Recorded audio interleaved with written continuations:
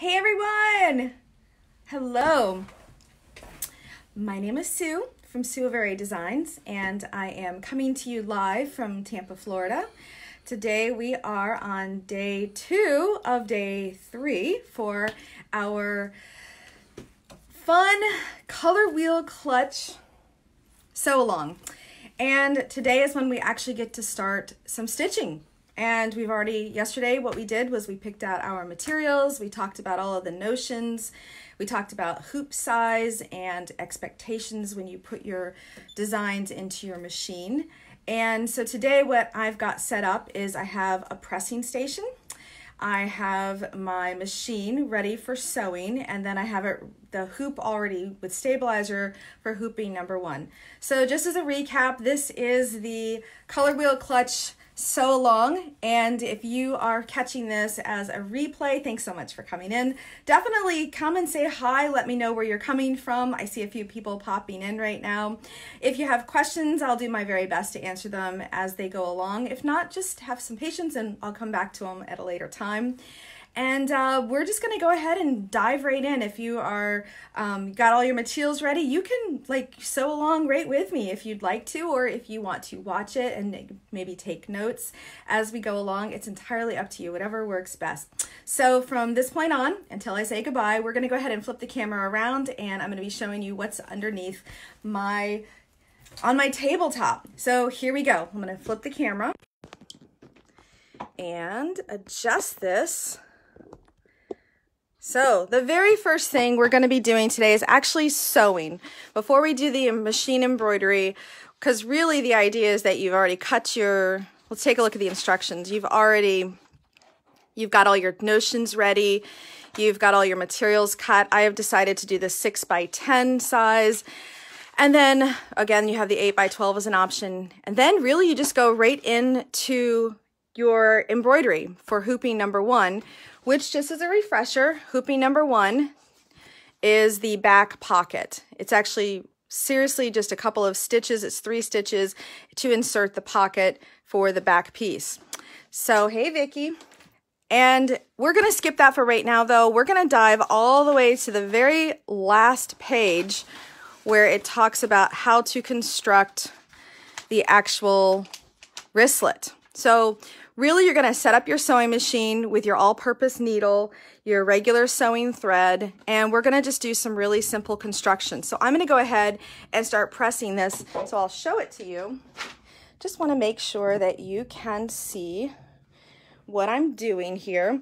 So this is the long wristlet piece, and we're just going to fold it a couple of times. And I think I might just give it a good press just to kind of get some of the wrinkles out. I'm curious, do all of you, when you're doing a project, are you fuzzy or is it on my side? I don't know. Everything seems like it's in focus for right here. It could be the connection. Hopefully, how's everyone else's connection? Is everyone else able to see? Have to give me a thumbs up and let me know. There's not really much I can do as far as the connection. Okay, so we're going to go ahead and get started with this. And what you're going to do for this wristlet, and let me just show you here what we're doing. We are actually creating this little wristlet here. It's really simple construction, and the folding and the pressing is going to be real simple as well. We're just going to match the long raw edges, butt them up against each other. And now if you want to press that first, or you can now butt up the long folded edges, and I like to put one slightly, just kind of like real slightly. You see that right there? It's not even, maybe a 1/16 of an inch toward the top side, and that just helps me kind of keep things pressed or sewn as I'm going along. So I'm going to go ahead and start doing that. So my question is, do you all pre-wash your materials before you start a project, or do you just cut right from what you purchased at the store? I'm always curious about that. When I used to work at a fabric shop, I used to take my fabrics immediately. When I bought fabric, I'd immediately go home and I would I would wash everything. But then I found over time that I kind of missed having the crispness of a project. And since I didn't know what I was going to do with the project, I sometimes regretted it. You know, if it's an in the hoop project and it's probably most likely, you know, only going to get washed on an occasion versus like a quilt, I really kind of regretted it because I lost some of the original vibrance of the fabric. So here we go. Hey, Renee. I'm trying to peek back and see who's checking in. Give me thumbs up, and hey, if you want to share this, this is a live feed. I'm from Tampa, Florida, and if you want to share this with your friends, because this group is public, your friends can see this as well. So this might be something that your friends could be interested in as well. So here's what I've done. I've just folded the, oh, hey, Joey. I folded the two long raw edges. I met them in the center. And then I created like a little sandwich, and I've just taken and folded those aligned those folded edges together. But when I do this, I always like to leave like a little bit, one edge a little bit shorter. And for me, it just helps me line it up nice. And so this ultimately could, you know, end up kind of looking like that. I like this to be the outside. So Vicky, you pre-wash. I don't want colors to cause problems. Oh, that's a good point too. Okay, so now that I've got that pressed, let's talk about the sewing machine. I'm actually gonna move my camera. Hopefully this won't make anyone too dizzy. I've got my machine set up with my white Aurifil thread. You can kind of sneak up here and, nope, you can't. Well, I have my white Aurifil thread in. I've got just my basic presser foot on, and I've got white bobbin thread. That's the Aurifil cotton thread. Since we're just doing construction, it's, you know, completely adequate. If you wanted to use machine embroidery thread though, honestly, it's just such a small stitch. You could if you wanted. Okay, so what I was saying though about that little edge, and this is the kind of stuff that's not in my instructions, but that little edge, now I kind of have a really nice gauge for it, and I just line it up right along there. So let me go ahead and lower my foot, get it started.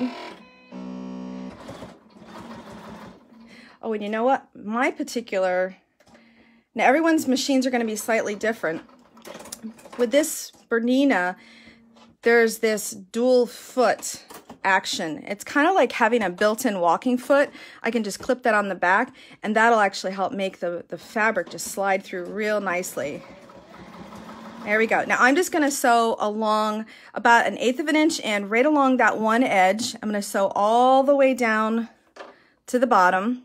Sew across, and then I'm going to sew all the way along the folded edge. And I'm going to do that for the whole thing, and then we're going to add our little lobster claw right through here. So let me go ahead and start working on that. If you want to work on yours, go for it.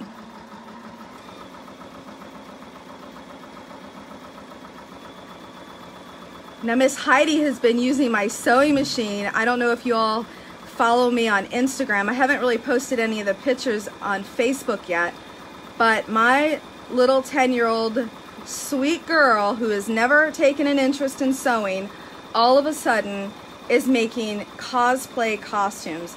And I just got to tell you, I am one proud mama. And so she tells me yesterday, she says, well, Mom, is the sewing room now yours and mine? So I thought that was really cute. All right, let me get this lined up. Okay, now I am kind of keeping an eye on this side just to make sure I get a nice 1/8 of an inch. You could also use like an edge foot too, like an edge joining or a lace foot. There's so many different feet you can use, but since this is such a basic stitch, I'm just going to use my basic foot. Now when we get to the very bottom, I'm not going to go around that other squared edge, because it's just not necessary, because we're about to fold this in. So when I get to the end, I'm going to go ahead and cut this off. Renee, I am so proud of her. I'm telling you, she marvels me all the time. Okay, I just went ahead and cut that edge off nice and sharp. This edge doesn't really matter because what we're about to do is, and see, my stitching looks really nice on this side. I'm really happy with it. And now I'm going to take one end, raw end, put it through the loop of the lobster, And I'm gonna leave about, I guess that's about a 1/2 inch.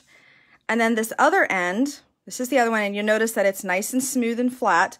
I'm gonna fold it about a 1/2 inch, and I'm gonna overlap the two, just like that. And we can sew like a little box stitch if we want. We can sew straight across. You could put a rivet in there if you wanted to look, you know, ultra professional. In fact, I'm noticing that this side is a little wider, so I might switch it to this side. So here, this one's more narrow, and that'll actually help cover up. Yeah, that looks better. It helps cover it up. Hey, Jory. Oh, you're going to start yours later? Awesome. I cannot wait. I cannot wait to see. I know you're going to post all kinds of pictures too, so please tag me. Post them here for sure.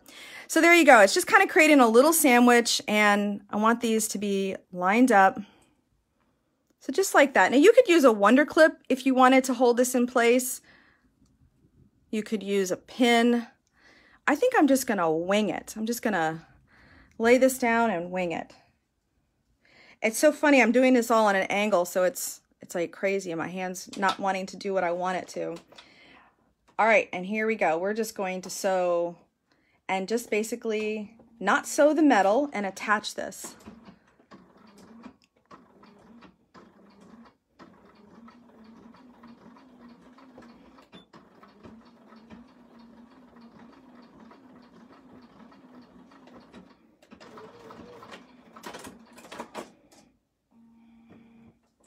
Okay, and let's just clip those threads. I had some nice threads and snips here earlier, and I think they're gone. Okay, so there we go. We've got that. So now our wristlet is done, and now it's time to set our machine up for machine embroidery. Today's lesson is going to be a little bit shorter just because we're only going to be working on the 2 pieces. So we've already got our wristlet done, and now you're going to need to change your presser foot to your embroidery. So you can also like to set that up. Now, because we're doing construction, remember I was saying yesterday that if you really want to use machine embroidery thread, you absolutely can. But honestly, sometimes for things like this, I just use construction thread, just regular sewing thread. And for me, I like to use the Orifil 50 weight, the cotton. Okay, so now I am gonna rotate this camera over here so that you can see what we've done with the hoop. And all I've done is I have went ahead and hooped my tearaway stabilizer. Remember yesterday we talked about the different weights of stabilizer.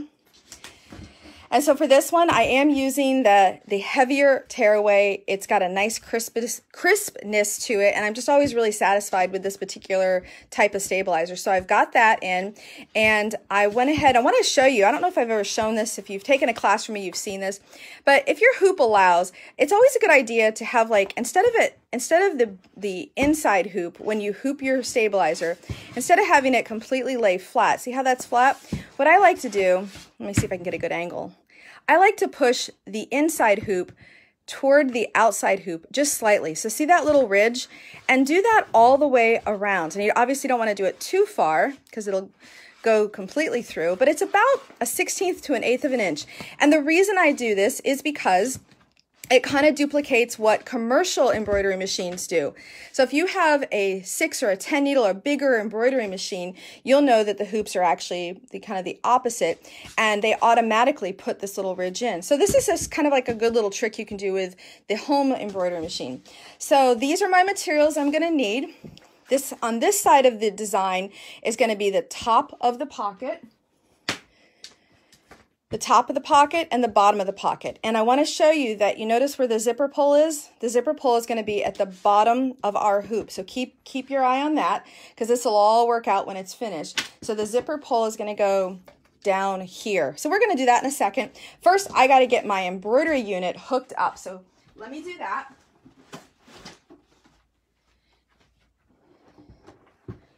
Okay, and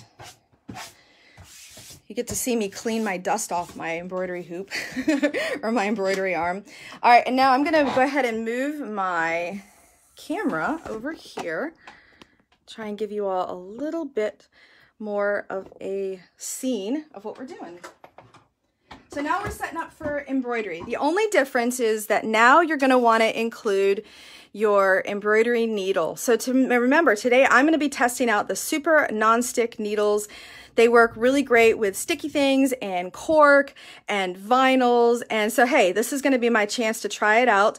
I talked to Rhonda Pierce from Schmetz Needles, and she said, give it a try when you're using cork next time. So I thought this would be good.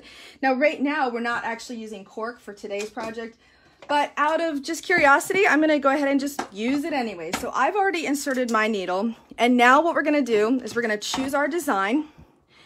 And I'm going to see if you all can see. Yeah, I think you'll be able to, you can see what I'm doing. Okay, so for my machine, everyone's machine is going to be different. For my machine, I'm just going to go into my embroidery. It's going to tell me I've got to lower my feed dogs. On the Bernina 790 Plus, I do that manually. I also have to change my presser foot. I just have to tell it which one I'm using.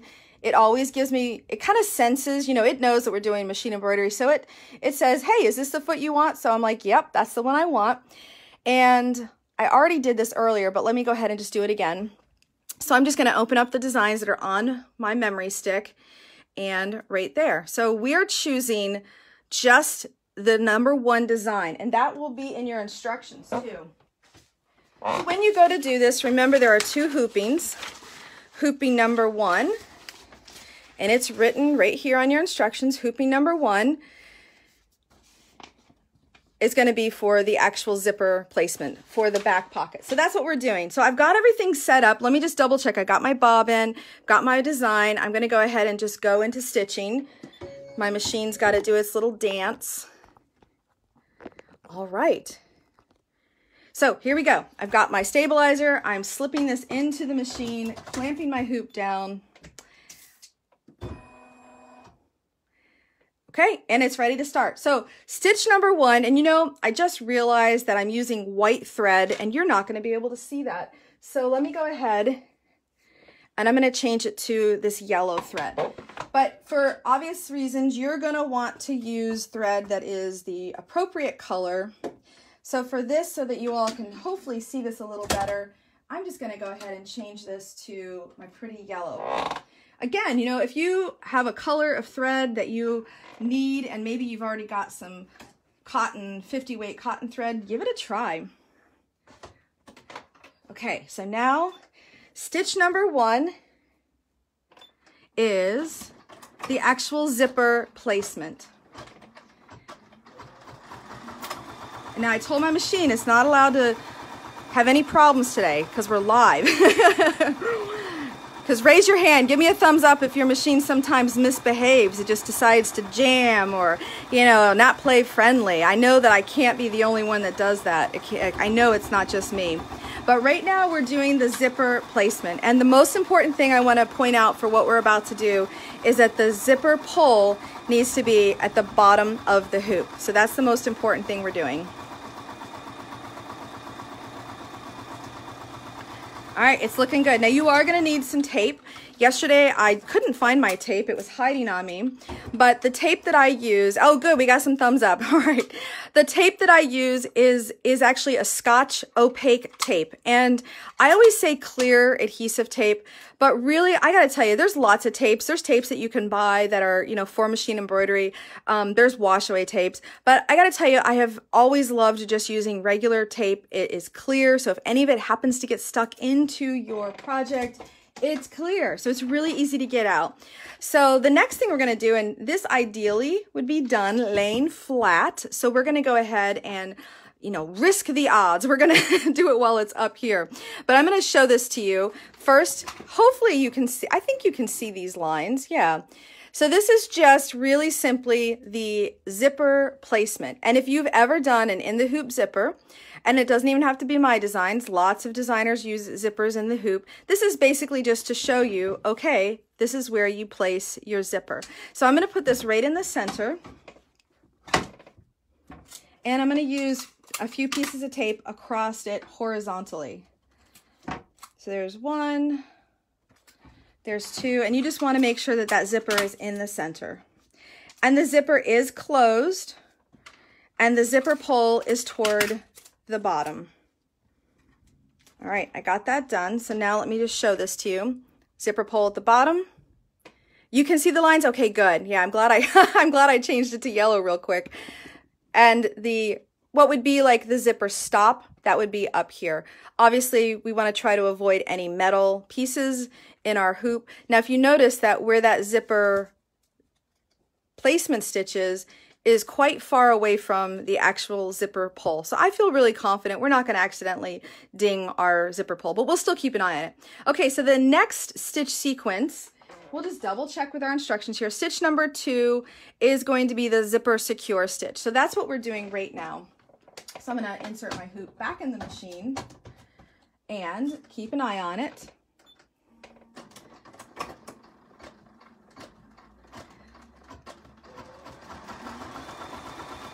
And there we go. Now we're going to go ahead and actually do the zipper secure stitch. So all this stitch is doing is it is securing the zipper to the stabilizer. Really, it's just complete placement stitches. It's always been fascinating to me. I mean, the first time I ever did an in the hoop zipper was in 2005. I had the zipper, the checkbook in the hoop, and it was done pretty much the same, but I used ultra suede, and it's an old pattern. I mean, come on, it's like 15 years old. It was, but it was really pretty cool though. I was so proud of myself how I figured it out. Look at that, see? The machine wanted me to rethread. It wanted to kind of say, hey, you're not doing so good. Okay, I do need to rethread my machine. I am not sure why, but we're gonna do it. Oh, you know, I was gonna say, I'm kind of glad I am using this new needle though, because we are going over tape, but we're gonna try it out.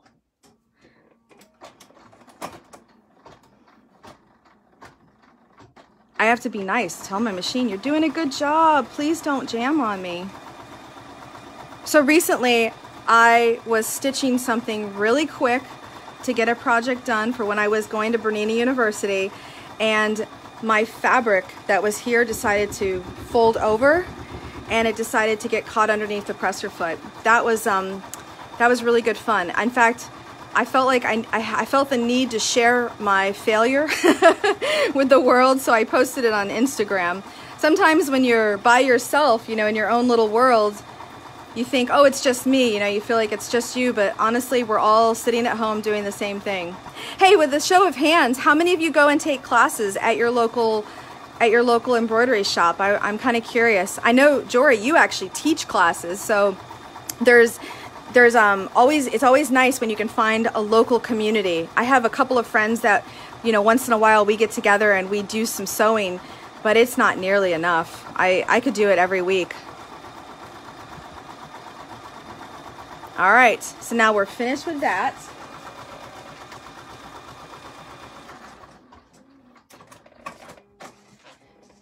Okay, now the next thing is going to be removing those little bits of tape. And I'm going to show you, I have to show you, one of my little favorite tools is the By Annie stiletto and pressing tool. I got to tell you, this little guy though, it's really good for removing tape too, because see, I can get like right up underneath without hurting the stitches. So if you're ever looking for something to get rid of that tape, this is a good little handy notion. Or you can, you know, of course you could use like a straight pin or something too, but this little guy doesn't seem to want to get caught like a straight pin would. Hey, yeah, you all take classes, and I know, yeah, it's good fun. You know, a couple weeks ago, Heidi and I, we went and we did a trunk show. It was a really kind of impromptu trunk show, and it was so much fun. I love being in front of people. I love teaching, but once in a while, I will go and take classes myself because it's nice to see how other teachers present things and get the class excited. So it's just really nice to do that. And Vicki, you take classes at Kramer's Sewing in Cincinnati. Whoop, whoop. All right. Okay, so now the very next thing is we're going to go ahead and start adding our pocket. The pocket's really simple. Like I said, you've got, this will be the top of your purse. Let me grab it one more time. So right here is what we're basically doing. So this is going to be the top. This is going to be the bottom. So whatever color you want to do, right now we're going to focus on the top because the next stitch is going to be the construction stitch for the front and the lining, the outside and the lining. And I don't know, I think I like that versus this. I feel like, yeah, I think I'm going to do the white on the top. So let's work on this first. These are exactly the same.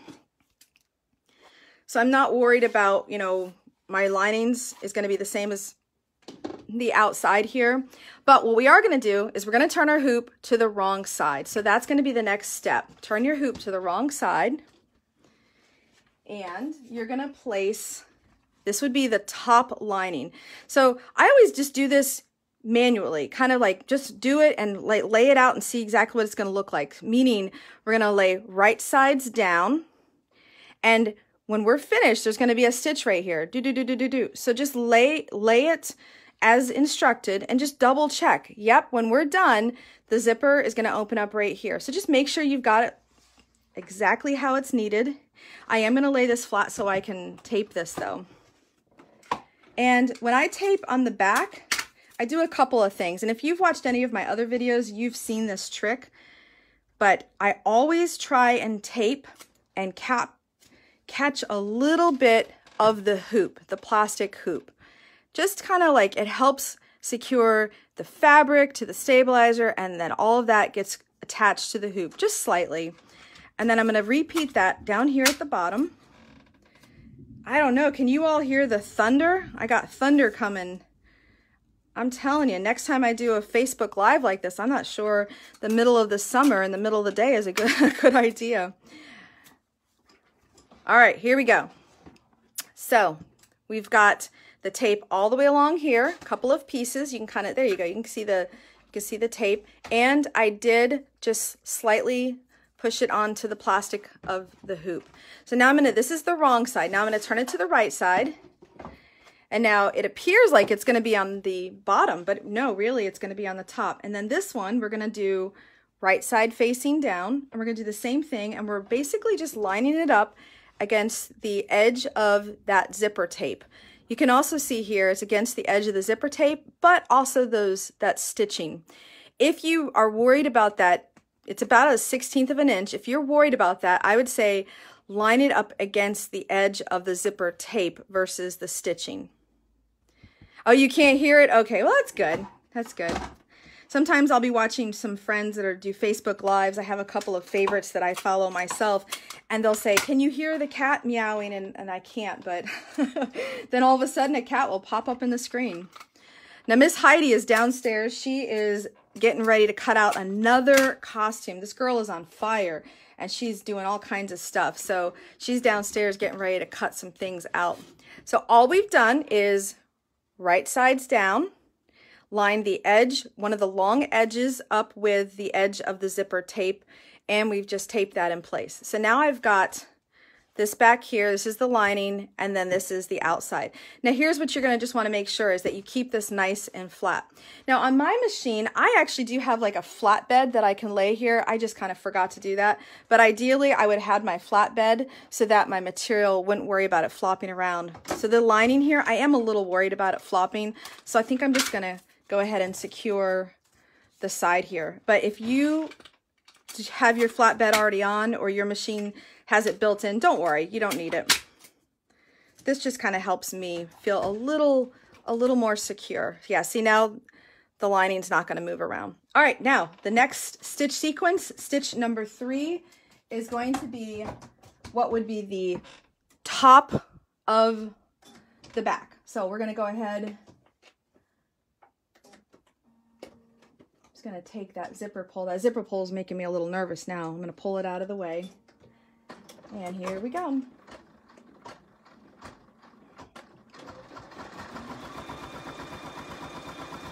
There we go.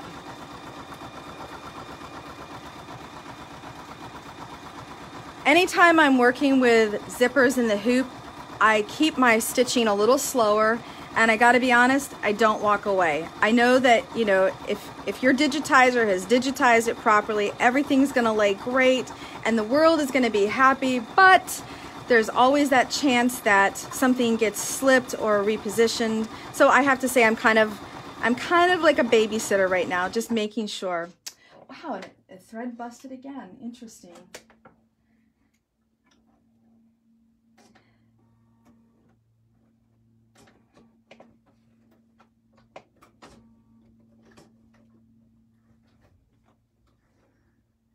All right, let's try this one more time.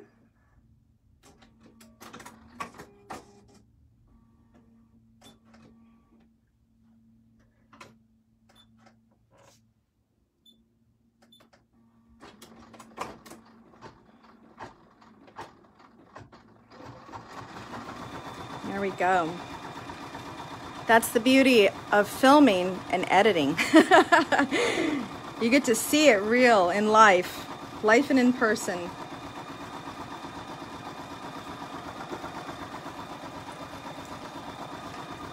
All right, now this is the top of our purse, the back purse pocket. So now we're done with that one, and now we're gonna do exactly the same thing we did for the top, we're gonna do for the bottom. I am gonna go ahead though, and we're going to remove that tape. We might be able to remove it without, yeah, there we go. We can use it without the stiletto. I'm gonna keep those pieces of tape though, because they are just slightly used and the gumminess is still there good enough. So here's the back of our hoop. We're just gonna remove our tape.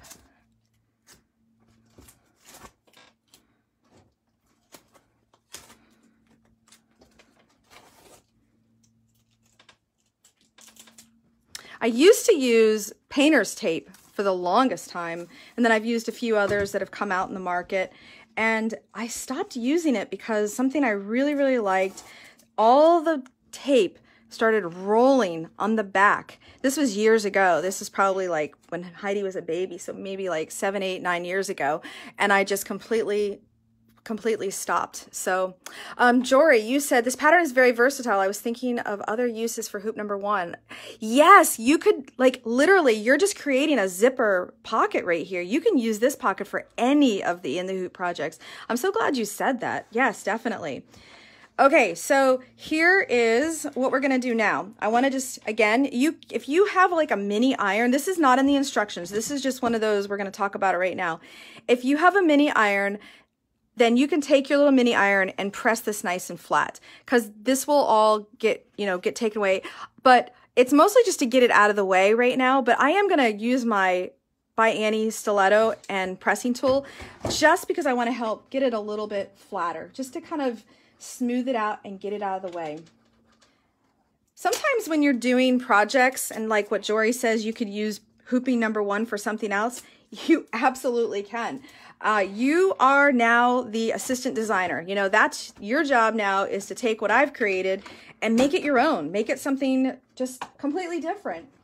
And I see a lot of you ladies doing that. And it's very exciting for me, because I'll go, wow, I didn't think about that. Oh, in fact, I was going to mention that one of the ladies, she said she couldn't make it to day 1 and day 2.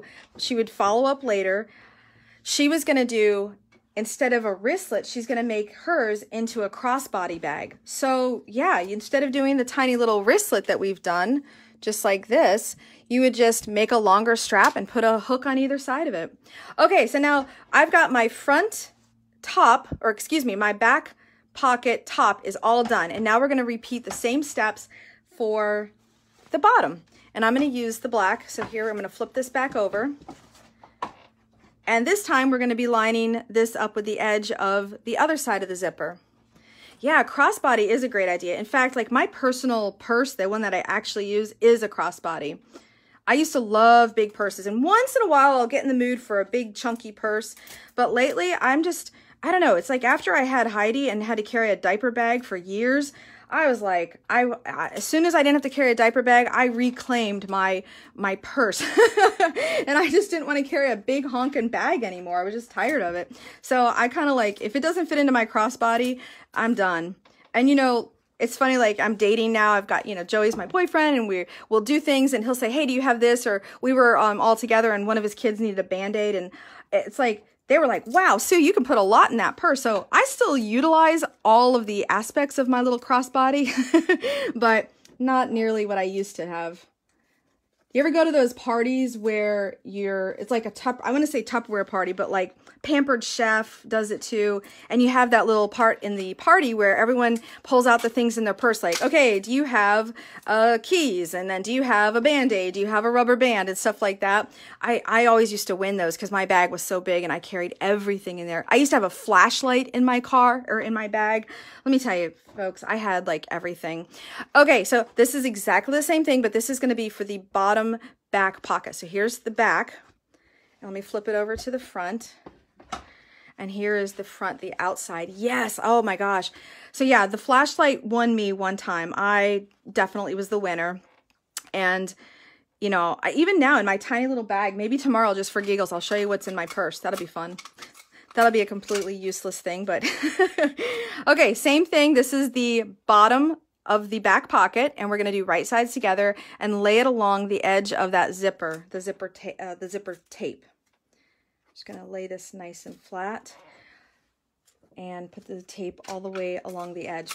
So again, whatever tape you're happy with, but this is a tape that I have readily available too. It's always in stock.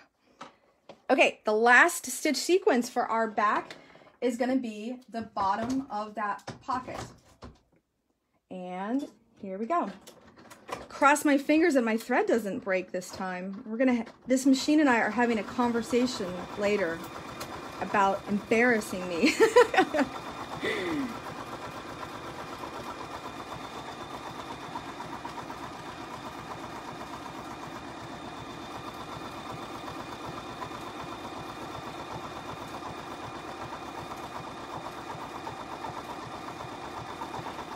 I will tell you too, if you're ever, and you know any stiletto will do this, but if you're ever trying to get your materials to lay flat, don't stick your hands in there. I know it's tempting, but just use something that is not attached to your body, like a finger or a nail.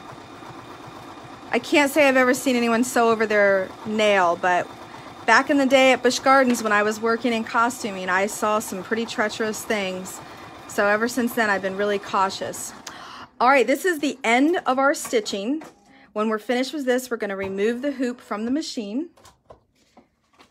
And then I'm going to actually take a moment and remove the embroidery unit. You all can watch me do that.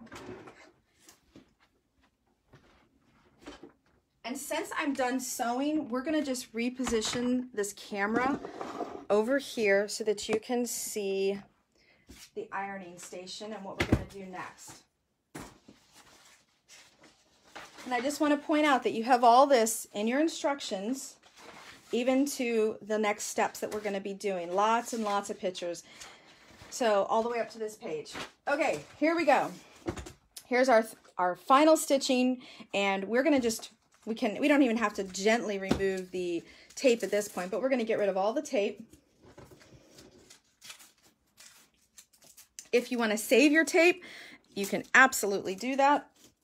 It hasn't been used enough where it's lost all sense of gumminess.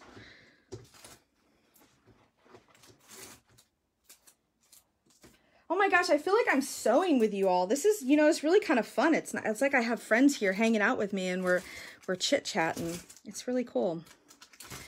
All right, and then this is a really good example of why I like the clear tape. I'm just going to show this to you. See how that tape is still in that seam? Imagine if that was, you know, the painter's tape or, you know, one of the others. Unless it's going to wash away, it's just really tricky to get it off. And this tape just completely comes off. Again, it's just that clear tape that is like kind of the opaque. I really should say it's opaque tape. All right, next we're going to remove our hoop. Make sure that it goes back in place. And now what we're going to do is just remove the stabilizer. Let me rotate this down a little. Because we are working with an actual construction seam, I always just want to warn you, don't just, you know, rip it away at that. You do want to kind of be careful. Hold your stitches while you tear. So hold and tear, hold and tear, hold and tear. Now, you're probably, you know, looking at that stitch and thinking, oh no, we did something wrong. But remember, that was the placement stitch. So we did everything right. We are right on track. We're doing good.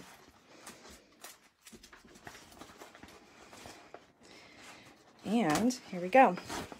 Hold the stitch. See how I'm holding it? Hold and tear. Now, I am not a person who is really big on saving scraps, but if you know somebody who likes to save, you know, little pieces, give this to them, or you can use it. But I want to tell you a couple things I do use this for. First of all, I would press this out. Let me just do that really quick. Just take your iron. This is not large enough for any of my standard hoops. See, here's like, I'm going to call this the 4x4 hoop. There's no way that's going to fit. But if you use your smaller hoop, this would be a really great, you know, like I've been doing embroidered, I've been putting embroidered initials on Joey's shirts, just, you know, just kind of, you know, make them feel special, and it looks really nice. So this is like the perfect size for that. So you can use that. And the other thing is, this is great for decorative stitches. Yeah, Vicky, how do you like that wash away tape? You know, everybody's got their preferences. So if it works for you, absolutely, do it. I just, I don't know, I kind of fall back on this particular material every time, is that tape. Okay, when we're all finished, we now have our zipper construction. So all we've really done is inserted a zipper, made a pocket that's lined, and now we're going to give this a good press. Rotate my iron. In fact, Kimberbell, you know, I love me some Kimberbell. She's a good friend of mine, and she has a tape, and I have some of it. I use that, and I think I like Kimberbell's for certain things, places where it might be tricky to lay it down with the white or the clear tape. There was a time when I did use it in a project even, and hers washes away too. So yeah, I mean, there's, you know, give it a try. Okay, so all we're going to do now is we're just going to pull our seams open, and we're going to give this a good press. Because this is not a plastic zipper, it's nylon, we can press right over it as long as your settings are good. On my iron, I have mine set at medium. So as long as your iron's set where it's not going to burn, you should be fine.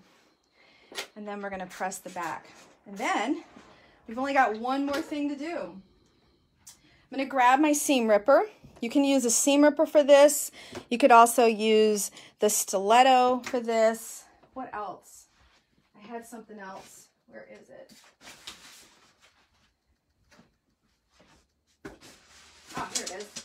This is a really good use for the R&K point turner too. And what you're going to do is we're basically going to be getting rid of that little bit of stabilizer that's underneath the zipper. So you're just going to pop underneath there. See how this little guy goes right underneath there? And I just need to get it started. So you can use any one of these tools. I'll show you with the seam ripper. If you're going to use a seam ripper, it's a good idea to use the red ball against the fabric, because that red ball goes underneath the material, underneath this stabilizer, and it won't cut the actual fabric. So you can cut, kind of go straight. So as opposed to putting the pointy part of a seam ripper underneath, this could get caught on lots of different things. Oh, here I got to get it in there again. There we go. See, as soon as you stick the point part of a seam ripper in, it doesn't have as much accuracy, and that point could get stuck on a lot of things and accidentally cut. So use the red part, and you'll see how much better it works. So hopefully somebody learned something right there. And then the other side, we're going to do the same thing. So the red ball is going to go against the fabric. Yeah, you guys like that, I see. Good. In fact, I'm going to pull this out. Yeah, it's a good little trick. Look at that. See how I can zip right up and I'm not worried? I already know I'm not going to cut it because the red ball prevents it. Raise your hand if you didn't know that that little red ball had a meaning. It's a good little trick. And there you go, my friends. We are done with our back pocket. Now, I have to tell you, if for whatever reason a mistake is made and the zipper pull is over here, it is not the end of the world. Your zipper will just look like this on the back as opposed to this. let's talk for a minute too. If you are left-handed, your natural tendency is to take your left, and this camera is accurate, so this is my left hand. Your natural tendency is to go from left to right. So you could even choose to do that if you wanted. But that's basically all we needed to accomplish today. We have done our wristlet and we have finished our back pocket. So get all of this finished, and then tomorrow we will be constructing all the pretty stuff. This particular part of the course is going to be, I would say it's going to be probably a full hour. And it's just going to be really fun. So let me flip the camera around so we can talk for a minute. All right, there we go. So, fun fact, it's probably about 92 degrees in my house, and I can't run the air because of where we live. It's just really loud. So I don't run the air when I'm filming. And so when I'm finished here, I'm gonna go drink a big tall glass of iced tea and I'm gonna fan myself off. But anyways, I hope you all enjoyed this today. And again, tomorrow at noon will be our final lesson. We'll be doing the front of the color wheel clutch. And then by Saturday, you should have a finished project. I'm really curious, like, if this is something that you all like. This could be something we do more regularly. We could set this up. I don't know. I'm just, you know, I kind of did this because I was really excited about sharing my teaching. It gets, you know, I like to teach and it's fun to have camaraderie. I'm going to go back and read the questions and the comments. I will definitely comment on everything. But until I see you tomorrow at noon Eastern, I hope you all have a creative day. Bye-bye.